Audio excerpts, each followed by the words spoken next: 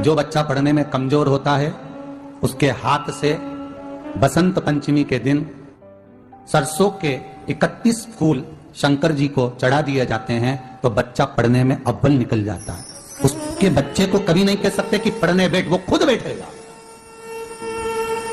केवल आज बसंत पंचमी का दिन, एक ही दिन चढ़ता है।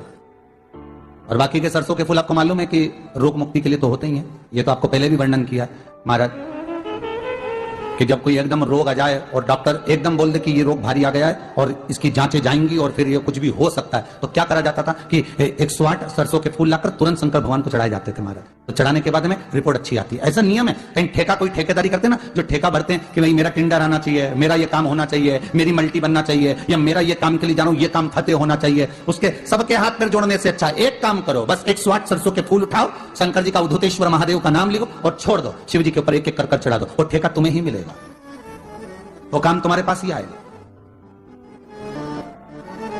सरसों का पुष्प समर्पित किया भगवान शिव, आनंद की राशि है। अब सरस्वती सुबह ब्रह्म मुहूर्त में निकल, और सरस्वती जब ब्रह्म मुहूर्त में निकलती है, वेद और माला लेकर स्मरण करती है महाराज, भ्रमण करती करती शारदा सरस्वती जब निकली, शिव महापुराण की कथा कहती है और गर्ग संहिता कहती है, जैसे जैसे सूर्य का प्रकाश तीव्र होते चले जाता है, सरस्वती उस प्रकाश में आनंद बिखरती हुई, वीणा के स्वर देती हुई माता सरस्वती गाती गाती पितरों के समय से पहले ही आलोक हो जाती,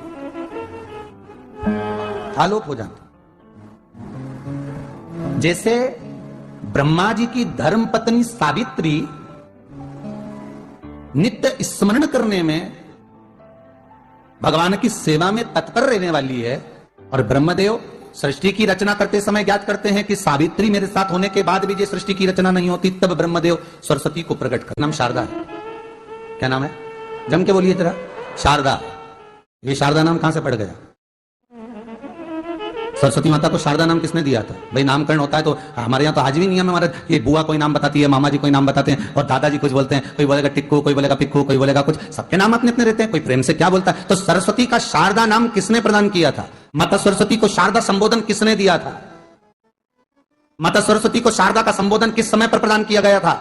जिस समय पर शंकर और पार्वती भ्रमण पर निकल रहे थे और भगवान ब्रह्मदेव सरस्वती को ढूंढ रहे थे, और माता सरस्वती को ढूंढते हुए ब्रह्मा जब भगवान शंकर की साक्षी में पहुंचे हैं, तब भगवान शंकर से ब्रह्मदेव ने कहा, आप कहीं सरस्वती को देखें तो मुझे भेजिएगा, मेरे पास में भेजिएगा। शंकर भगवान ने उसी समय पार्वती से कहा, पार्वती, जैसे एक स्त्री जो पतिव्रता धर्म का पालन करने वाली है, एक नारी पतिव्रता धर्म का पालन करने वाली होती है, पति को परमेश्वर मानने वाली होती है, पति के चरणों का रसतत्व ग्रहण करने वाली होती है, तो वो पर पुरुष का स्मरण नहीं करती।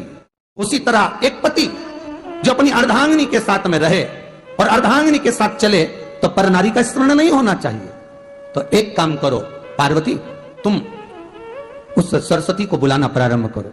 अब पार्वती जी ने कहा, सरस्वती तो मेरी बहन जैसी है, सरस्वती तो मेरी सखी जैसी है, अब मैं उसको अगर बुलाऊं, आवाज दूं, अच्छा नहीं लगेगा। तो माता पार्वती जब ढूंढते ढूंढते ढूंढते ढूंढते शंकर भगवान के साथ में भ्रमण करती करती पहुंची, तो क्या देखती है माता पार्वती कि एक सरोवर के पास में माता सरस्वती बैठकर सरोवर में अपना मुखाग्रविंद देख रही थी। श्वेत वस्त्र था मेरा माँ का, और बड़ी सुंदर गले में माला पहन रखी थी माता सरस्वती ने, और एक सरोवर में माता सरस्वती अपने मुख को जब निहार रही हैं, उस दर्पण के भाव में अपने प्रतिबिंब को देख रही हैं, तब उस समय पर माता पार्वती ने कहा,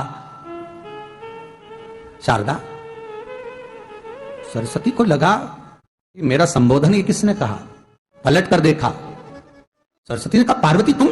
हाँ, मैंने तेरा जो दर्पण में प्रतिबिंब देखा है, तेरा स्वरूप देखा, पर तू इतनी सुंदर है, इतनी सुंदर है, पर तेरा जल में जो स्वरूप देखा ना, वो नीला दिखाई दिया, थोड़ा सा श्याम दिखाई दिया, इसलिए मैंने तुझे शारदा कह दिया। आज भी हमारे मध्य प्रदेश के कटनी और सतना के बीच में मैहर में आज भी शारदा भवानी विराजमान है।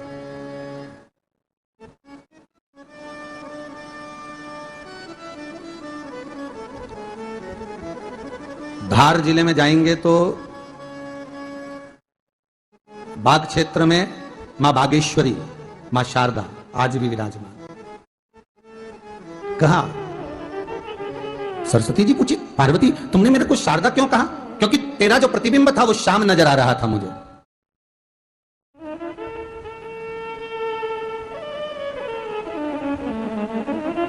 उस प्रतिबिंब को देखकर मैंने तुझे शारदा का संबोधन दिया। तुम्हें ब्रह्मा जी बुला रहे हैं। सरस्वती ने कहा,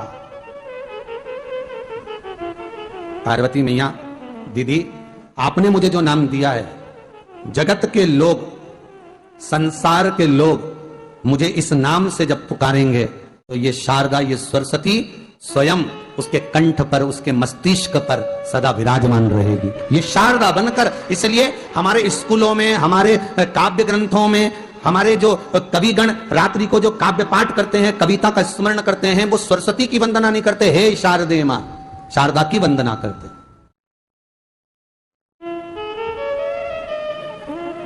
कभी आपसे कोई पूछ ले कि शारदा नाम पार्वती सरस्वती का कब पड़ा, तो आप बता सकते हैं कि ये माता शारदा नाम कोई सहज नहीं है। मां ढूंढने के लिए जब निकली ब्रह्मदेव के कहने पर भगवान शिव के साथ भ्रमण करती। नाम का उच्चारण कोई सहज नहीं होता। कोई देखता होगा, दादाजी ने अगर किसी का नाम कुछ रखा है तो कुछ सोच के रखा होगा, पिताजी ने अगर कुछ रखा है तो उसके मन में कुछ आया होगा तो रखा होगा, मम्मी ने अगर कोई नाम रखा है तो उसने कोई विचार कर रखा होगा। कोई नाम अगर किसी का रखा जाता है तो उसके अनुकूल रखा जाता है कि हो सकता है कि वो नाम की क्या उसके मन में चल रहा होगा। तो शारदा का संबोधन कोई सहज नहीं है। माता सरस्वती का एक नाम शारदा हुआ, इसलिए संबोधन में सरस्वती कम शारदे मां ज्यादा बोला जाता है। आप काव्य पाठ कर लो, नाम जाप कर लो, स्मरण कर। मैं बहुत परेशान हो गई लक्ष्मी जी ने सरस्वती जी से पूछा, क्यों परेशान हो गई सरस्वती, बात क्या है? परेशान होने का केवल कारण इतना सा है कि मेरा काम है गायन करना, मेरा काम है जनमानस में जिसने बहुत अच्छा काम किया होता है उसका गायन करना, देवता में उसका व्याख्यान वर्णन करना। मैं इसलिए परेशान हो गई हूं कि 33 कोटि देवी देवता में केवल एक देवता ऐसे हैं, देवादिदेव महादेव, जो बिना सोचे समझे दान करते रहते हैं, बिना सोचे समझे पुण्य करते रहते हैं, बिना सोचे समझे दान करते रहते हैं, कुछ सोचते ही नहीं, उन्हें उठाया और दे दिया।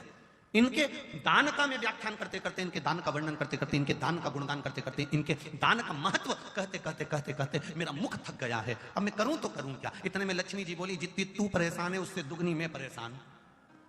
अब लक्ष्मी जी ने जैसे कहा कि मैं परेशान, तो सरस्वती जी ने पूछा कि तू क्यों परेशान है? अरे भोलेनाथ जी का क्या है, कहीं पर भी चले जाते हैं, किसी को भी देख लेते हैं, एक लोटा कोई पानी चढ़ाते दिखता है, तुरंत खड़े होकर कह देते हैं, जा तेरे पास में संपदा की कभी कमी नहीं होगी। अब वो तो के आ जाते हैं, लक्ष्मी जी कर रही, इतनी ड्यूटी बढ़ गई, इतनी ड्यूटी बढ़ गई कि मुझे दौड़ दौड़ कर उनके यहाँ संपदा देने जाना पड़ता।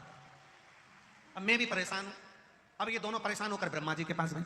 अब ब्रह्मदेव से कहा, प्रभु इतने में सरस्वती जी बोली, स्वामी स्वामी स्वामी। स्वामी जी ने कहा, क्या बात है? ब्रह्मदेव बोले, तुम दोनों आज मेरे पास किस लिए आई हो?